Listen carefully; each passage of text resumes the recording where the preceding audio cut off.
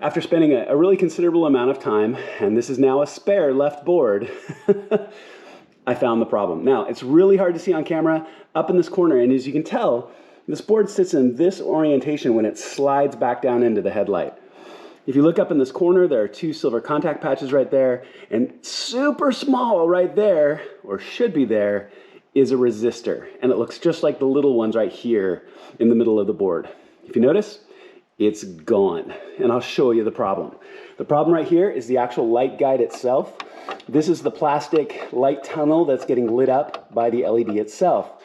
So when you look at this, unless you're really careful, and you see the resistor right there on this board, when you slide this in, if you don't slide it down straight, you slide it in an angle, you'll scrape this down the light track, and this will snap the resistor right off.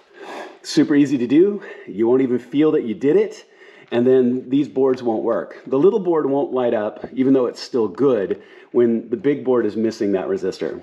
So at that point, you're gonna have to buy another kit. You're gonna have to figure out what you need to do when it's a really easily avoidable issue. So when you put these in, you really need to make sure, if you notice, you look really closely, you don't want to scrape it down that. You have to make sure that I almost tip it backwards when I put it in to get that board away from that light track, just like that. And now it sets down in really, really nicely.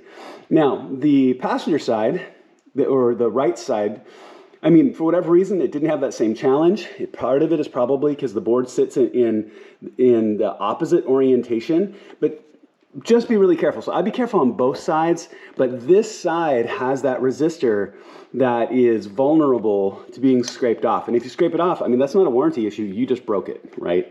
So be very, very careful. This is an easy install, something you can absolutely do yourself, but just make sure that you don't buy yourself any trouble by scraping off that resistor like I did. Okay, now it's all installed, ready to go.